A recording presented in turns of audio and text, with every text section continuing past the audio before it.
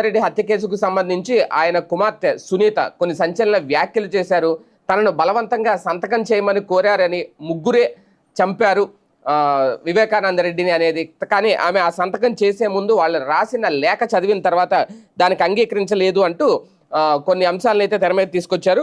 6 ఏళ్ల క్రితం వివేకానంద రెడ్డి హత్య చేసిన రోజులు ఇప్పుడు గుర్తొస్తున్నాయంటూ ఆయన జయంతి సందర్భంగా ఇక్కడ కొన్ని పరిస్థితులు బాగా లేవంటూ హెచ్చరించారు. వివేక కుమార్తె సునీత ఆందోళన వ్యక్తం చేస్తూ వివేక హత్య కేసు నిందితులు బెయిల్ రద్దు పిటిషన్ సుప్రీంకోర్టులో విచారణలో ఉన్న నేపథ్యంలో కడప ఎస్పీ అశోక్ కుమార్ను సునీత అలాగే రాజశేఖర రెడ్డి దంపతులు కలిశారు. కేసు తాజా పరిణామాలను ఆయనకు వివరించారు.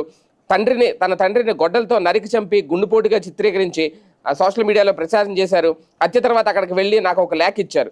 ఆదినారాయణ రెడ్డి, బీటెక్ రవి, అప్పట్లో టీడీపీలో ఉన్న సతీష్ కుమార్ రెడ్డి మా నాన్నను చంపినట్లు ఉన్న ఆ లేఖపై సంతకం చేయాలి అన్నారు. దాన్ని చూసి చదివిన తర్వాత చేయలేదు అని చెప్పుకొచ్చారు. టీడీపీ